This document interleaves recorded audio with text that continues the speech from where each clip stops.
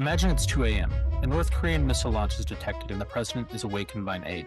There's no time to convene the National Security Council. The commanding general of STRATCOM can explain what the command has detected, but cannot necessarily speak to every diplomatic, military, and intelligence implication across the government. The president turns to an LLM terminal, much as many of us now turn to GPT or Gemini for fast, coherent feedback.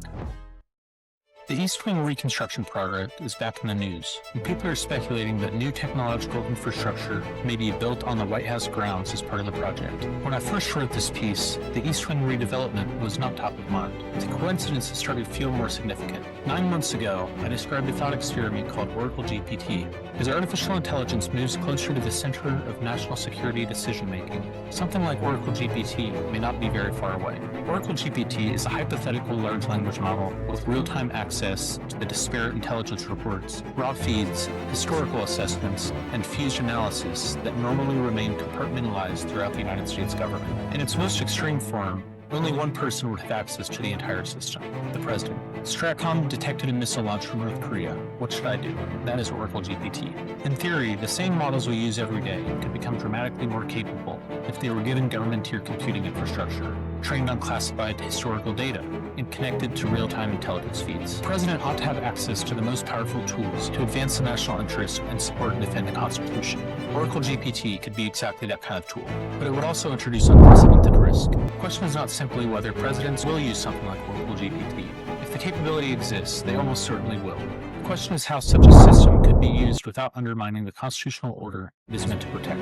The first issue is access. The president sits at the top of the American classification hierarchy. If an LLM were connected to the full classified corpus, the president is the one official who could plausibly have default access across all. That would create a constitutional bottleneck.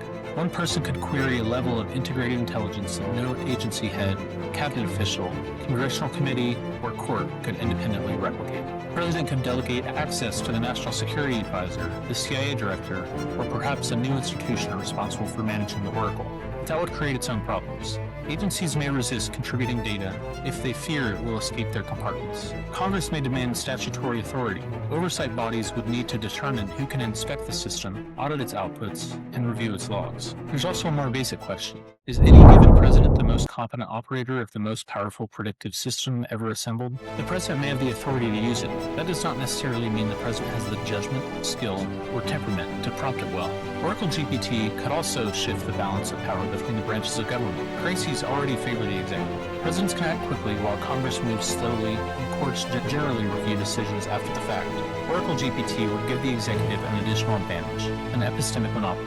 If the system's values come from connecting information across compartments, its conclusions may be difficult to share without revealing the sensitive sources and hidden relationships that produce them. The executive would gain a powerful rhetorical argument. We know more, therefore we decide. The existence of such a tool could gradually rebalance the separation of powers towards the presidency. Then comes the human problem. What if the president lies? Suppose Oracle GPT determines that there is a 60% chance the North Korean launch is a test, a 35% chance it is coercive signaling, and a 5% chance it is an attack. A careful president hears, slow down, verify, and preserve options. A reckless president hears, there's a chance we are under attack, and history will judge me if I wait. If only a tiny circle can see the Oracle's raw output, that circle can summarize it however it wants, to the cabinet, Congress, and the public. The president might invoke the Oracle when it confirms an instinct and ignore it when it does not. At that point, even a superhuman intelligence becomes another instrument of ordinary political incentives. Then there's the problem of instructions. What exactly should Oracle GPT optimize for? Advanced national interest sounds clean until the system must translate into something calculable. It could mean deterrence at any cost, short-term stability over long-term legitimacy, minimizing American casualties while shifting risk onto allies. Support and defend the Constitution could mean continuity of government, domestic order, civil liberties, democratic accountability, or limits on executive action. And if political actors control the objectives, another priority may quietly enter the system: win the next election. These are not edge cases. A question difficult enough to stump the president will probably involve competing values: security versus restraint, speed versus deliberation, deterrence versus escalation, or secrecy versus accountability. The programmer could resolve these conflicts by ordering these systems' objectives. We call this alignment, but alignment with whose values? Do we want intelligence agency engineers deciding how constitutional principles should be weighed during a crisis? Who audits the model's objectives, code, data, and hidden assumptions? Should the president be able to reorder those values? Would that make the system democratically responsive?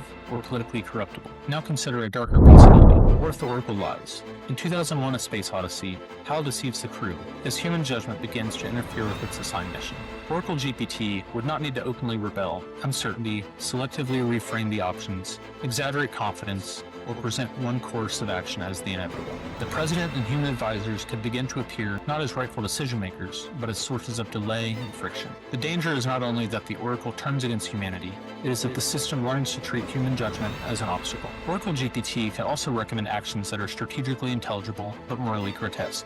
To minimize future casualties, it might recommend a strike during peacetime before a threat matures. To restore deterrence, it might recommend extreme violence. To protect the homeland, it might treat allied cities as acceptable losses. It could even conclude that sacrificing American troops would prevent a wider war. Like Colonel Kurtz in Apocalypse Now, it can justify almost any atrocity by pointing toward a greater peace on the other side. The recommendation might not sound insane. It might arrive in calm, coherent, technocratic language and sound disturbingly reasonable. Finally, what happens if the Oracle really is more competent than the President? Consistently integrates more information, predicts second and third order effects more accurately, and anticipates adversary behavior better than any human leader. Presidential judgment would begin to look like an unnecessary risk. The President might still sign the order, preserving the appearance of constitutional authority. The real decision would have migrated upstream, into the Oracle's data, assumptions, weights, and objective functions. The presidency could become ceremonial in a new sense. The President would retain formal power, but lose the practical freedom to choose because every decision that appeared to know more, see farther, and predict better. Oracle GPT promises something every president craves during a crisis: speed, coherence, and the feeling that the fog is lifted. That promise is exactly what makes it dangerous. If access is too narrow, it concentrates epistemic power in one office holder and encourages unilateralism. If access is widened, it creates bureaucratic resistance and pressure to establish a new institution whose authority will almost certainly expand. Even a brilliant oracle cannot resolve the conflicts hidden inside phrases like advance the national interests and support and defend the Constitution.